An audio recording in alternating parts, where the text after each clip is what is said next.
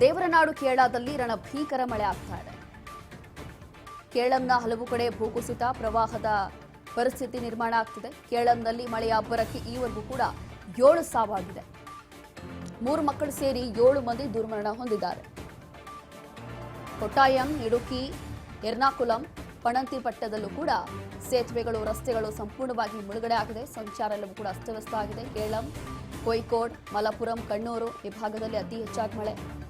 ಹಾಗಾಗಿ ಹಲವು ಕಡೆ ಭೂಕುಸಿತ ಆಗಿ ಪ್ರವಾಹದ ಪರಿಸ್ಥಿತಿ ನಿರ್ಮಾಣ ಆಗಿದೆ. ನೋಡಿ, ದೃಶ್ಯಗಳಲ್ಲಿ ಗಮನಿಸ್ತಾ ಇದ್ದೀವಿ ಯಾವ ಮಟ್ಟಕ್ಕೆ ರಸ್ತೆಗಳೆಲ್ಲವೂ ಕೂಡ ಸಂಪೂರ್ಣವಾಗಿ ಜಲಾವೃತ ಆಗಿ ರಸ್ತೆಗಳೆಲ್ಲವೂ ಕೂಡ ಕೆರೆಗಳ ರೀತಿ ಕಾಣಿಸ್ತಾ ಇದೆ.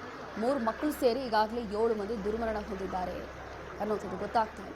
ಪ್ರತಿ ವರ್ಷ ಕೇರಳ ಭಾಗದಲ್ಲಿ ಅತಿ ಹೆಚ್ಚಾಗಿ ಮಳೆ ಆಗೋದು ಹೊಸ ವಿಚಾರ ಅಲ್ಲ. ಕಳೆದ ಕೆಲ ದಿನಗಳ ಹಿಂದೆಯೂ ಕೂಡ ದಿಢೀರಾಗಿ ಏನು ಮಳೆ ಆಗಿತ್ತು, ಆ ಸಂದರ್ಭದಲ್ಲೂ ಕೂಡ ಭೂಕುಸಿತ ಆಗಿತ್ತು. ಆಗಲೂ ಕೂಡ ಸಾವು ನೋವುಗಳಾಗಿತ್ತು. ಈಗಲೂ ಕೂಡ ಕೇರಳ ಭಾಗದಲ್ಲಿ ಆಗ್ತಾ ಇರುವಂಥ ಈ ಒಂದು ಮಳೆಯಿಂದ ಇಷ್ಟೆಲ್ಲ ಅವಾಂತರಗಳಾಗ್ತಾ ಇದೆ. നീ ആദ്യമേ പുറകോട്ട് പോടാ കുറയുന്നു ഇല്ലത്തെ നനയോ അവിടെ